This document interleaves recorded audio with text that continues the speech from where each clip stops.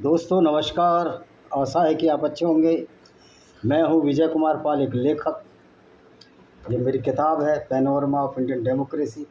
किस तरह डेमोक्रेसी का मजाक हर पार्टी द्वारा बनाया जा रहा है और किस तरह हमारे नागरिकों को मजबूर किया जा रहा है कि गरीबी में जिए। दोस्तों एक बात समझ में ये नहीं आती मेरे कि देश चौथी या पांचवी इकोनॉमी बन गया है, जैसा कि लोग बताते हैं। दिन रात तारीफ़ करने में कुछ चैनल थकते नहीं हैं। आप लोग ऐसा लगता है मान लो बिके हुए चैनल हैं। कोई कांग्रेस की तरफ बोल रहा है, कोई बीजेपी की तरफ बोल रहा है, कोई किसी और पार्टी की तरफ बोल रहा है। ऐसा लगता है ये चैनल बिकाऊ हैं, टिकाऊ नहीं हैं। तो सवाल उन्हीं चैनलों से है। कांग्रेस का भी राज रहा, बीजेपी का भी राज रहा। दोनों ही पार्टियां जवाबदार हैं जो सत्ता में रहीं। बीच बीच में जनता दल आया, लेकिन कुल मिलाकर वही एक ही थैली के चट्टे बट्टे सत्ता में आते रहे। वही बीजेपी में जाते रहे, बीजेपी से कांग्रेस में जाते रहे, और ये खेल अभी भी जारी है। आपको पता होना चाहिए जो राजीव शुक्ला हैं वो कांग्रेस के हैं। उनकी पत्नी अनुराधा प्रसाद जो है वो रविशंकर प्रसाद की सगी बहन है। ये देखिए खेल किस तरह लोगों को मूर्ख बनाया जा रहा है। और चौथी अर्थव्यवस्था है या पांचवी है, जो भी है, पहली अमेरिका है, दूसरी चाइना है, तीसरी कौन सी है, जापान है, जर्मन है, अपनी पांचवी या चौथी जो भी समझिए है।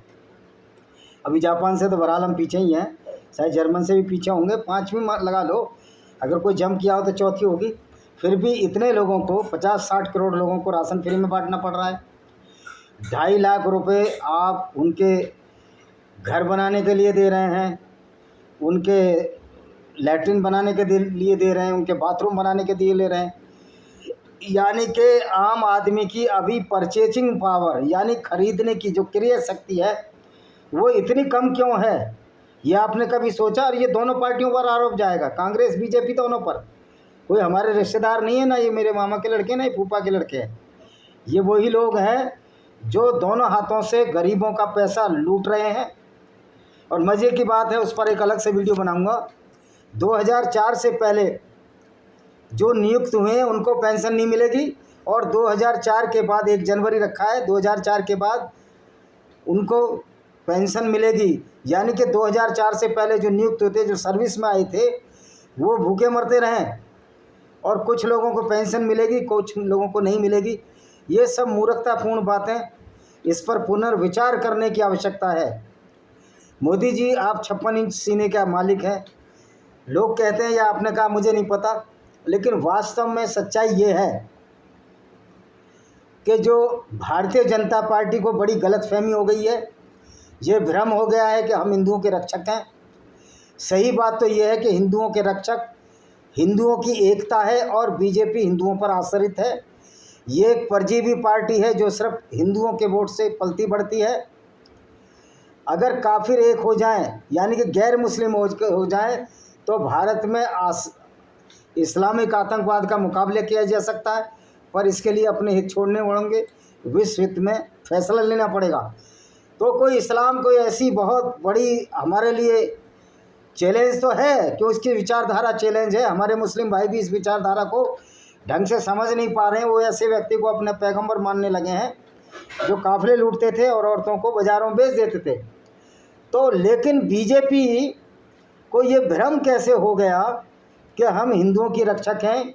अरे हिंदू आप वोट नहीं देंगे तो बीजेपी तो रसातल में चली जाएगी। बीजेपी की औकात या सामर्थ्य हिंदू धर्म के सामने क्या है, आप ये बताइए। और आज जो सच्चाई बात यह है कि बीजेपी ने हिंदू के लिए क्या किया है। आपने नौकरियां ख़त्म कर दी। जब तक आपका पेट भरेगा नहीं, आर्थिक रूप से मजबूत नहीं होगा कोई भी हिंदू, तो वो आपको वोट कैसे देगा? एक तरफ आप बात करते हैं कि हम चौथी या पांचवी अर्थव्यवस्था बनने जा रहे हैं, लेकिन बहुसंख्यक लोग अभी भी राशन पर जिंदा हैं। उनकी परचेजिंग पावर इतनी नहीं है कि वो 2000 कैलोरी जो कि जीवन चलाने के लिए डेली बेसिस पे पर्याप्त होती है वो खरीद लें। उनकी परचेजिंग पावर नहीं है कि वो मकान खरीद लें। मकानों का रेट इतने हावी, बिल्डर मनमाने वसूल कर रहे हैं, और दिल्ली जैसे शहर में रेरा नहीं है। रेरा से रजिस्ट्रेशन नहीं है। जगह जगह कुकुर मुत्ते की तरह बिल्डर और कॉलोनाइजर उभर गए हैं। खासतौर पर बिल्डर मकान खरीदते हैं, फ्लोर बनाते हैं, बेच देते हैं। कोई रूल रेगुलेशन का ध्यान नहीं है। दिल्ली की महानगर राजधानी का जो मोदी जी की नाक के नीचे हो रहा है, जो अमित शाह जी की नाक के नीचे हो रहा है, जो ये दावा करते हैं कि हम करप्शन को हटा देंगे, खुद दिल्ली में कितना करप्शन है। यानी कि क्या आपने टीन के चश्मे लगा रखे हैं? आपको दिखता नहीं? आप ही के पार्टी के कोई मेंबर है, बड़े बड़े पोस्टर लगे हुए हैं पूरी दुनिया में, दिल्ली से लेकर कन्याकुमारी से लेकर कश्मीर तक बड़े बड़े पोस्टर लगे हुए हैं। और ज़्यादातर तो नेता ऐसे दिखते हैं कि वो अब उनको क्या बोलूं, आप कोर्ट में चले जाओगे, उनका जो हौलिया है उससे कहीं से दिखते ही नहीं है, शरीफ आदमी है। साफ धूर्तता सामने आ जाती है।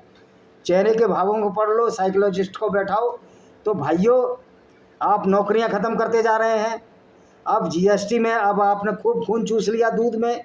जो दूध मुहे बच्चों को दूध मिलता था अमूल का या पॉलीथीन का, पूरी दुनिया में पूरे स्टेटों में कहीं किसी नाम से बिकता है, कहीं सांची के नाम से बिकता है। छत्तीसगढ़ में और कोई ब्रांड है जब एमपी से अलग हुआ।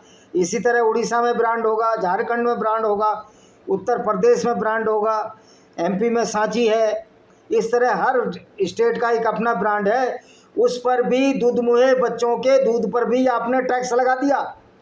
यानी कि तो हम लोग चाहते हो कि बच्चे दूध ना पिएं और बहुत सारी चीज़ों पर टैक्स लगाए जो बच्चों के मानसिक विकास के काम आती हैं। 5 साल की उम्र तक बच्चों का मानसिक विकास काम होता है। एक गरीब का बच्चा दूध नहीं पी सकता। जब वो दूध नहीं पिएगा तो ज़िंदगी भर तुम्हारी गुलामी करेगा, अडानी और अंबानियों की गुलामी करेगा। आज बीजेपी जो दावा करती है कि बहुत शरीफ पार्टी है, कांग्रेस भी ऐसी है, ये सब पूंजीपतियों के हाथ बिके रखे हैं। क्या आपको पता नहीं कि बगल में क्या हुआ था? क्या आपको पता नहीं कि दिल्ली में श्रीलंका में क्या हुआ? क्या आपको पता नहीं बांग्लादेश में क्या हुआ? और आप सेना पर कूदते हो। सेना में भी तो हमारे ही बच्चे हैं, सेना में भी तो किसानों के बच्चे जाते हैं। कौन सा अडानी अंबानी का लड़का सेना में गया या कौन सा मोदी के परिवार में सेना में गया? हाँ, उत्तराखंड के कुछ लोग हैं, वीके सिंह हैं, उनका पूरा परिवार सेना में गया। उत्तराखंड के रावत बहुत सारे लोगों के परिवार सेना में है। खंडूरी साहब का लड़का भी सेना में है। तो ये उत्तराखंडी तो इतने बेईमान नहीं होते।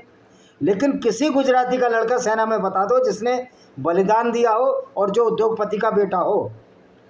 इवन आपको आईएएस के बच्चे भी सेना में मिल जाएंगे, जैसे कैप्टन मनोज आर्य हैं। मनोज आर्य क्या नाम है? मनोज ही नाम है ना, कैप्टन है जिनका वीडियो चलता है चाणक्य। उनके फादर अच्छी पोस्ट पे थे, वो सेना में गए। लेकिन किसी उद्योगपति का बेटा सेना में जाता है? ये सब यहीं गली कूचे में आम गरीबों का खून चूस रहे हैं। मकान बिल्डर बनाता है और उसकी पूरा खून चूस निकाल लेता है। इस पर आपका ध्यान नहीं जाता। पूरी दिल्ली में अवैध पार्किंग की भरमार है। कारें पार्किंग में खड़ी हैं, बच्चे खेलने के लिए तरस रहे हैं।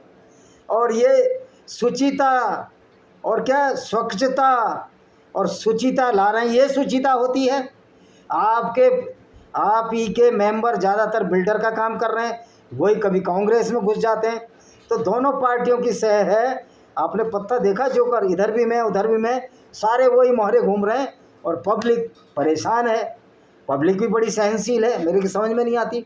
अब एक राष्ट्रीय स्वयंसेवक संघ है जिसने मुस्लिम राष्ट्रीय मंच बनाया है। इस्लाम में उसकी मनाही है कि कुरान में साफ साफ लिखा है कि गैर मुस्लिम काफिरों को अपना मित्र मत बताओ। सत्ता कड़वा होता है, कड़वा है मगर सही है। लेकिन ये हिंदुओं के नाम पर राजनीति कर रहे हैं, उधर मुस्लिम राष्ट्रीय मंच बना रहे हैं। मैं पूछता हूँ कि मोहन भागवत क्या अल्लाह की किताब कुरान से बड़े हैं? पैगम्बर मोहम्मद से बड़े? मुसलमानों के लिए, हमारे लिए तो ना अल्लाह बड़ा ना पैगम्बर मोहम्मद साहब बड़े।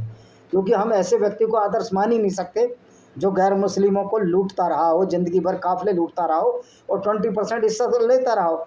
लेकिन आप भी तो वही काम कर रहे हैं। आप भी कौन से अच्छे काम कर रहे हैं? मंदिरों की अभी भी लूट जारी है। सिर्फ हिंदू मंदिर ही टैक्स देते हैं। मोदी जी आपने क्या किया? 13-14 का साल काट लिए, 13-14 साल। हाँ, आपने कुछ काम अच्छे किए होंगे, निश्चित तौर पर धारा 370-25 से हटाई, मैं मानता हूँ। लेकिन क्या आपने लद्दाख को पूरा ऑटोनोमस दिया? आज सोमन वांगचुक उस पर आरोप लगाते हो चीनी एजेंट है। मैं कहता हूँ राहुल और सोनिया ने जो चीन से समझौता किया था, आप इनको अरेस्ट क्यों नहीं करते? क्योंकि आपकी मिली भगत है। कि कल को अगर हम राहुल को अरेस्ट करेंगे तो परसों मोदी जी को अरेस्ट करेंगे तो सत्ता बदल जाएगी।